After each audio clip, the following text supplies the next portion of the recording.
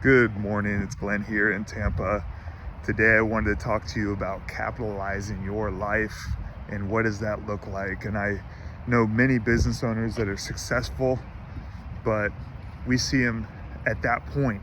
We didn't see them when they started, when when the chips were against them. We have these things that come up and challenges, and it's like, at what point do you want to quit, or do you want to take this challenge and create educational experience to know what to do better next time, or how to do it, how to create a system to where it's maybe not as painful of a situation. And I know for me, I was talking to a real estate operator this morning, and we were just kind of talking about problems, and not really problems, but it's just like learning lessons, and how do we get better, and how do we take back more control of our lives. Both him and I are financially independent, but we're still trying to figure out a better way to operate, to become further along in the journey. And that's really what it's all about, is just becoming better, little by little, every day.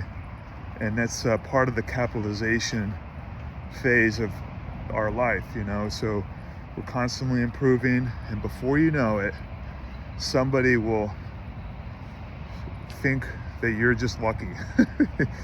He just got lucky.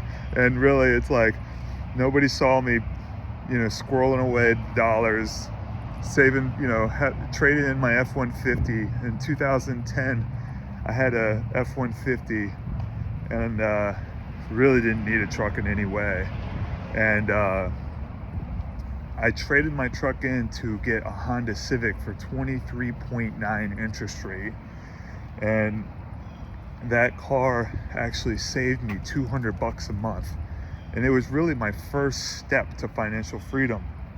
And I was very far away from financial freedom, so I started reading, books like Dave Ramsey, Rich Dad, Poor Dad, and just trying to get some kind of understanding of my situation. And 10 years later, 10 years, we'll probably say about 10 to 12 years later, I'm, quote unquote, financially independent. And people see that and they say, oh, he got lucky. It's like, but it took 12 years. I'm an overnight success.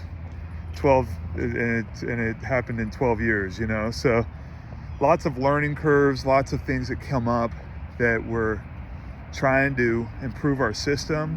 But if you're struggling today, or if there's problems that are happening, the question I always ask myself is, how do I make sure this doesn't happen again, or what can we do better next time?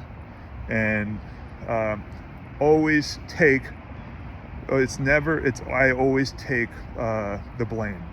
If somebody makes a mistake in my company, I take the blame, and I say, how did I not educate this person better, train them better, or how do I figure out to put a system in place that it doesn't happen again? And I didn't, so that's really what we're doing, just trying to improve systems and operations every day to become a better operator in our lives. And that is what I would call the capitalization phase.